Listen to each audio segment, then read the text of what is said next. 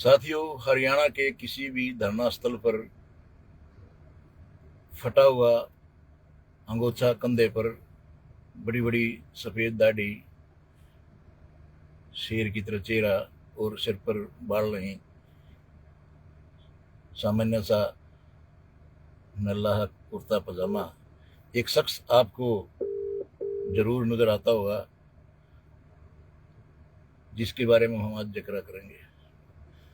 वर्तमान में हांसी के चैनत गांव में टी द्वारा पानी लेने को लेकर एक जल युद्ध चला हुआ है, जिसमें सुरेश कोत, भारतीय किसान यूनियन के नेता, समाज सेवी का बहुत बड़ा रोल है।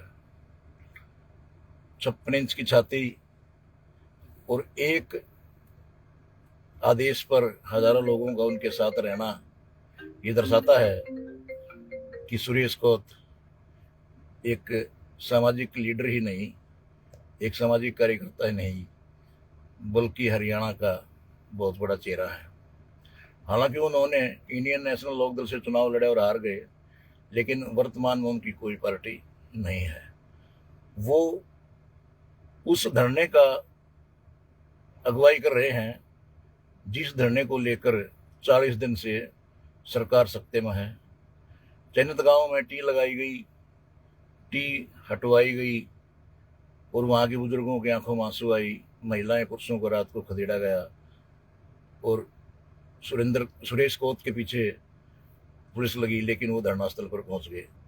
वो एक कोत गांव से उनका संबंध है और बहुत बड़े किसान नेता हैं जो हर प्रकार के धरनों का अगुवाई करते हैं और सरकार का सामना करते हैं। इसी प्रकार मनीषा हत्याकांड में भी उन्होंने बहुत बड़ा रोल निभाया था और आजकल भी मनीषा हत्याकांड की जो जांच चलने के लिए जो धरने दिए जाएंगे उनकी भी वो अगुवाई कर रहे हैं। फिलहाल वो चैनत में है और वहाँ बड़े बड़े लोग भाषण कर रहे हैं और सरकार वहाँ पर 2 कदम पीछे हटी हुई है। सरकार के गले की हड्डी बन गया चैनत का जल युद्ध।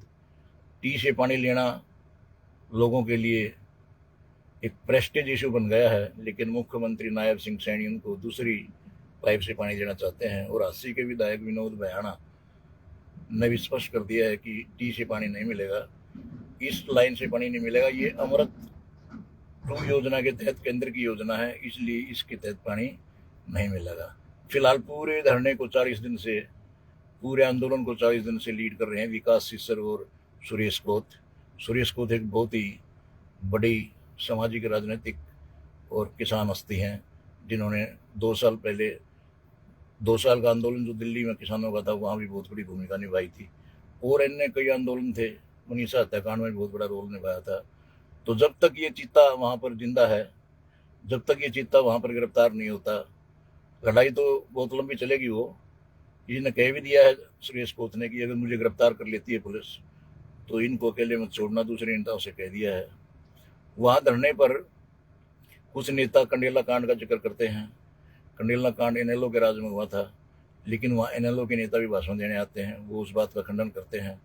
तो वहाँ के नेताओं को भी सुरेश कोत ने कहा है कि वो किसी भी पार्टी के धरनों का जिक्र ना करें और किसी भी पार्टी के कांडों का जिक्र ना करें। हमारा मकसद केवल टी से पानी लेना है और चैनत के इस चीते को उम्मीद है कि सरकार टी से पानी देगी। इस आंदोलन में अब खापें आ गई हैं, राजनीतिक दल आ गए हैं, पूरा हरियाणा एकजुट हो गया है और वहाँ की महिलाएं भी काफ़ी आगे निकल गई हैं। अब लगता है माननीय मुख्यमंत्री नायब सैनी जो पंजाब में व्यस्त हैं, उनके लिए ये गले में घंटी की बराबर है। इसको खोलेगा कौन? वो टी से पानी मांग रहे हैं, वो दूसरे पाइप से पानी देने की बात कह रहे हैं और धरना 40-42वें दिन में प्रवेश कर गया है। लेकिन वहाँ पर एक अकेला, जिसको हम चैनत का चीता कहेंगे, वो इस पूरे जल आंदोलन की अगुवाई में सक्रिय है और उम्मीद है कि जल्द ही सरकार उनकी बात को मानेगी और सुरेश कोत जैसे नेता जो समाज को आगे बढ़ाने के लिए हर प्रकार की बुराइयों में सरकार के खिलाफ समाज की अगुवाई करते हैं, उनको सफलता मिलेगी। तो ये चैनत के चीते के बारे में हमने आपको बताया। ये सामान्य सा एक परिवार, किसान परिवार, जो हमेशा लोगों की लड़ाई लड़ते हैं। आपका क्या कहना साथियों? कमेंट करके बताना। मैं सहयोग समाचार के लिए रवि राजेश के साथ वेद वशिष्ठ इस राणा से। नमस्कार साथियों, इस जल युद्ध के बारे में आप अपने विचार जरूर रखना, और चैनत का जो चीता है सुरेश कोत, उनके बारे में भी अपने विचार जरूर रखना। नमस्कार, शुक्रिया।